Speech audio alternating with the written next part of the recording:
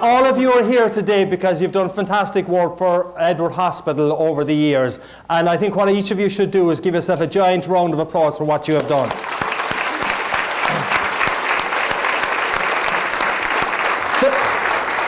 There's one particular lady here, Donna Carlson, who's in the front row, who joined Edward Hospital in 1865. Oh no, oh 1965. Oh sorry, yeah. I was really intrigued about how well that Botox was working. But 1965, though, was actually a pretty interesting year. I mean, in 1965, Naperville still voted Democratic. In 1965, St. Patrick was but a lad. Pam Davis was still in diapers. And if you're a Cubs fan, 1965 was actually a good year as well. It was only 57 years since you last won the World Series. Now, Donna joined the Edward Hospital in the medical records area, and I know you're saying 1965 medical records didn't exist then. Well, I was talking to her earlier and she said they did. Basically it was things like there are only two kind of categories: dead, not dead.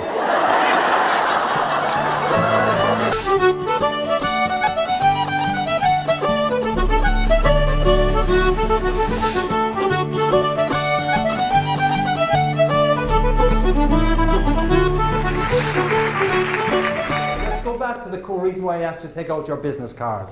You're working in a business where you've got good products, your competitors have got good products, but ultimately it may well come down to the relationship you've got with your customers. So what I would like you to do is to write down on the back of this business card, and then I'm going to ask you to take the business card and put it in with your driving license or with your credit cards. I would like you to write down the 3 words. I'm not going to ask you what they are. I would like you to write down the 3 words you would like your customers to say about you after you have left the meeting with them. Write down the 3 words you want your customers to say about you after you have left the meeting with them. I'll give you a minute to do it.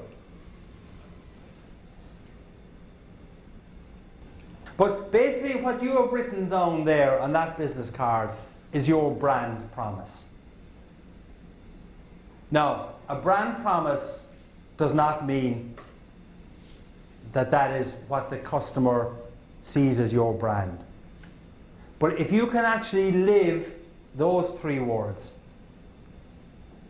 you have a much better chance than of the customer actually seeing that this is your brand. And they will say those things about you. I'm asking you to put the business card back in with your driving license or with your credit cards, is that when you go to the gas station tomorrow or go to the airport, you got to take out your driving license for ID, you will see those 3 words. You will say, hey, would Bill, Nancy, Jerry, Francis use any of those 3 words to describe me after they met me at the HMMC conference? Or when you go to your clients next week, will they say those 3 words about me? Now, the power of this, if you really believe that those 3 words are important, right? The next time you are making a major sales pitch, take out that business card and ask yourself, all right, what do I want them to say about me after I finish the meeting? I want them to say that we're proactive, very good on follow-up, innovative, easy to work with, whatever words you want to use, right? Now, if you have that clear vision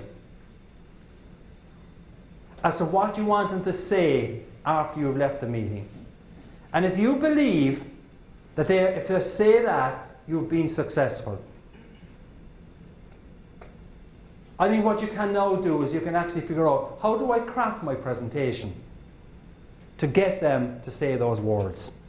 Now, I'm not suggesting you be manipulative, but I mean, you know, you can phrase your conversation and your sales presentations, obviously, to get the business. So, I mean, it's not just going into, my objective is not just to go into get a $4 million piece of business. My objective is right now, because decisions are not yet being taken, my objective right now is to get them to know that we're reliable, innovative, easy to work with, etc.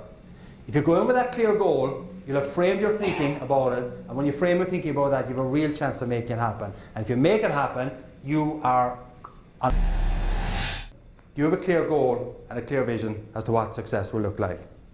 Another example of an organization that was energized by clear goal and clear vision is McDonald's.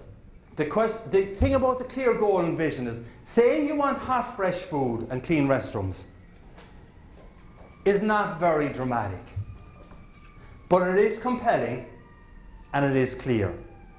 And I think when you're developing your vision, it doesn't have to be dramatic, it doesn't have to be different from your competition, but if you actually make it compelling and you make it clear, you have a much better chance of making it happen.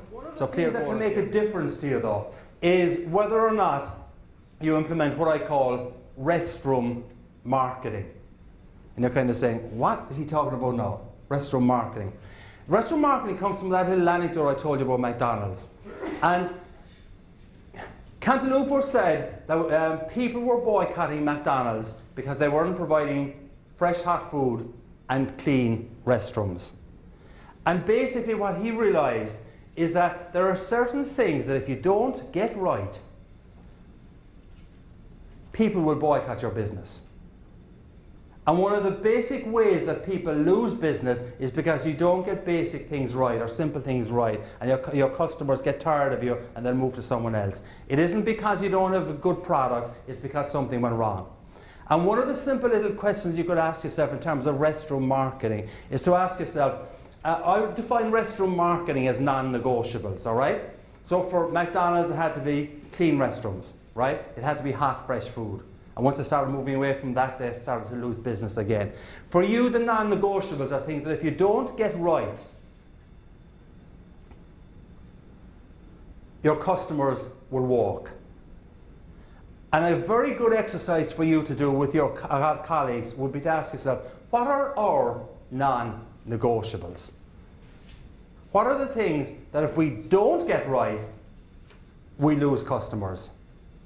And these are non-negotiables that don't necessarily just apply to the C-suite, to the executive office, but they apply to every part of the business. How many people here are fans of Eli's cheesecake? A few people here, right? Famous Chicago cheesecake operation. I was listening to the CEO of Eli's Cheesecake a couple of days ago at a conference, and he said the most important person in the restaurant is the busboy. And what you've got to understand is who are the people, the equivalent of the people serving your table for your customers. And you've got to make sure that they understand what the non-negotiables are. And if they understand what the non-negotiables are, if they implement them, you're going to satisfy your customers, they're going to say good things about you, you're going to grow your business. A simple concept, but not something that people necessarily pay a lot of attention to. So that's the first element I want to speak to you about. G is for goals.